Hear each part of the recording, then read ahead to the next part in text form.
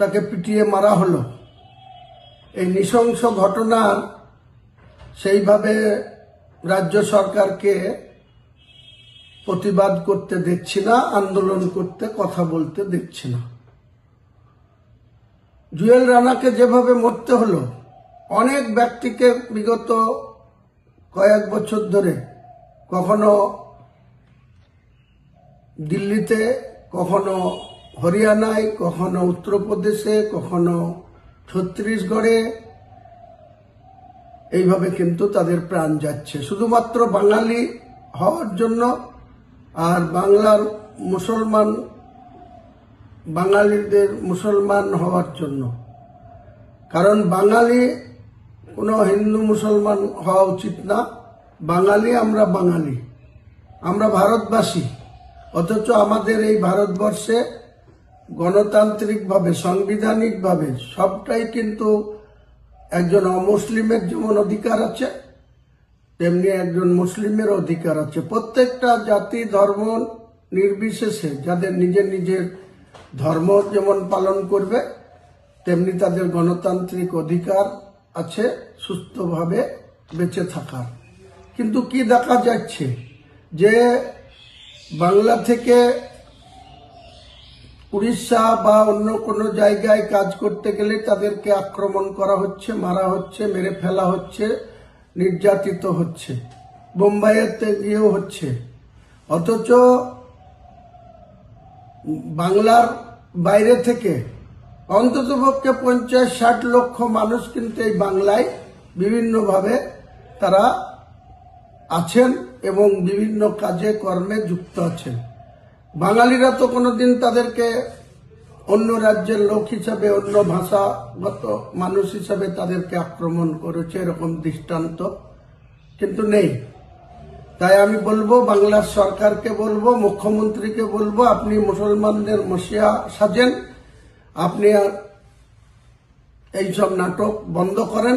আর আপনি যে পরিযায়ী শ্রমিকদের জন্য আপনার রাজ্যসভার সাংসদ সামিরুলকে দায়িত্ব দিয়েছেন, তাকে বলুন বাংলার মুসলমানদের, বাংলার পরিযায়ী শ্রমিকদের আরো সুরক্ষিত কিভাবে থাকে, আরো সুস্থভাবে কিভাবে জীবনযাপন করতে পারে, সেটা কিন্তু আপনাকে দেখতে হবে দায়িত্ব নিয়ে, যতক্ষণ দায়িত্বে আছেন।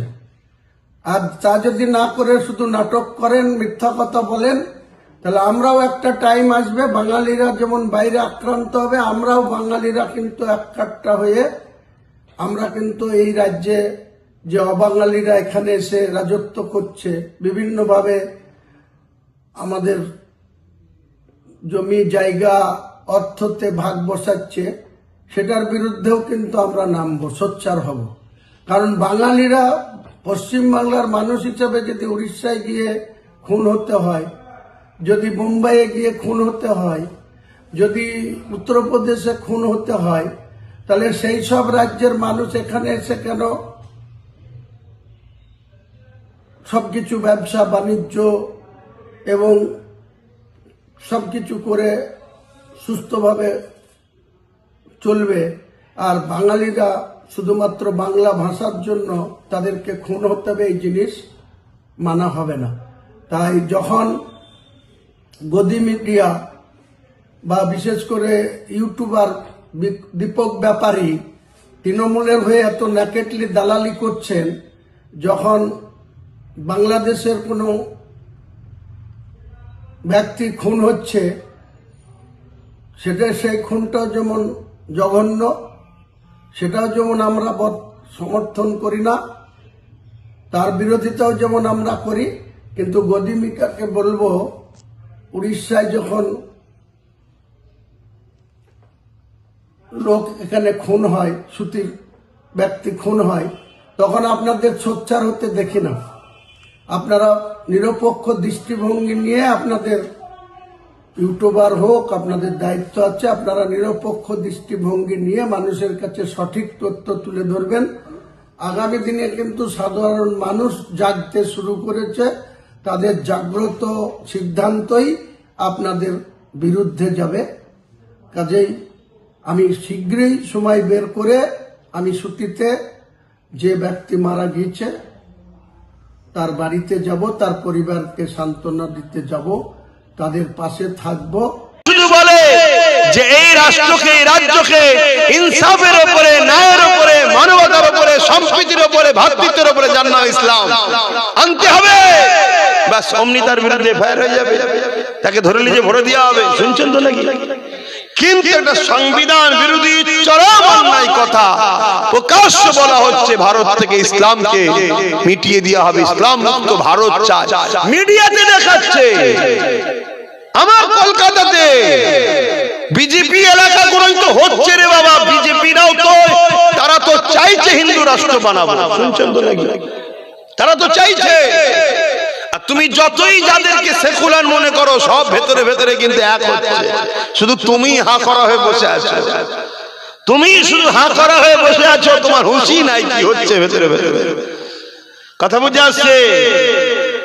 গোস্ত গোস্তই হয়, উজুড়ি উজুড়ি হয়। তুমি যতই চেষ্টা করো উজুড়িকে গোস্ত বানাবার আর গোস্তকে উজুড়ি বানাবার, কখনোই সম্ভব নয়।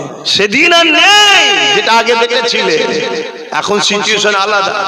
তো যা কিছু কথা বললে তোমাদের পছন্দ হবে না, নেবে না, আর কি বলবো, যা খুশি করো। তবে সজাগ করার দায়িত্ব আছে, তাই সজাগ করছি। এত বড় একটা কথা, পুরো সংবিধানকে মিটিয়ে দেওয়ার কথা, হিন্দু রাষ্ট্র হবে, ইসলামদেরকে রাখা যাবে না। বাংলার কলকাতাতে হচ্ছে, মিডিয়ায় দেখাচ্ছে, তার বিরুদ্ধে পুলিশ অ্যাকশন হয়েছে। তুমি কি বুঝছো? তোমার সরকার তাকে সাপোর্ট করছে, তার মানে তাহলে বিজেপিও চাইছে হিন্দু রাষ্ট্র, এও চাইছে। এই জন্য এখন সব জায়গায় মন্দির তৈরি করছে আর মসজিদ গুলো সব ভাঙছে। নিউ টাউনে মসজিদের জায়গা চুরি করে বিক্রি করছে, করছে না, করে না? তাহলে এদের উদ্দেশ্য হলো ইসলামের পেহচান রাখবো না। আর সেই জায়গায় তোমার আমার কওমের একদল মুসলমান আবার এদের সাথ দিচ্ছে না, দেয় না। তারা মুসলমান, তুমি আমি দেখছি, তারা মুসলমানরাই অলরেডি ইসলাম থেকে অনেক আগে বেরিয়ে গেছে। এই ভারতবর্ষে একটা হলো অমুসলিম মুসলমান হয়েছে না? কথা বলো, হয়েছে না? লাখ লাখ হচ্ছে আমি জানি, কিন্তু সেগুলোকে আমাদের সামনে আসছে। ঠিক তেমনই অনেক মুসলিম ঘরের ছেলে শিক্ষার অভাবে হোক আর কপাল ফাটা হয়ে হোক, ইসলাম থেকে বেরিয়ে গেছে না, যায় না? কথা বলছে না? তো সেইগুলো কারা? সেগুলো কোনো খবর আছে না? সেগুলোকে এই নাম টাম সব রেখে দেওয়া হয়েছে, তাদেরকে চেঞ্জ করতে দেওয়া হয়নি। তাদের দ্বারা ইসলাম বিদ্বেষীরা কাজ করাচ্ছে, তাদেরকে পিছন থেকে অর্থ দিচ্ছে, তাদেরকে অস্ত্র দিচ্ছে, তাদেরকে প্রশাসনিক পাওয়ার দিচ্ছে, দিয়ে বলছে তোরা মুসলমানদের নেতা হয়ে থাক, সময় যখন আসবে তোরা চেঞ্জ হয়ে এইদিকে চলে আসবি। কেন? মুসলমানকে কন্ট্রোল তোরা কর। তোদের হাত থেকে ফসকে গিয়ে যদি কোনো নবী খানদানের হাতে চলে যায়, তাহলে তো আমাদের চামড়া গুটিয়ে ফেলবে। কথা বুঝে আসছে না? না, এই জন্যই পরিকল্পনা চলছে, কিন্তু আমাদের তো হুঁশি নাই।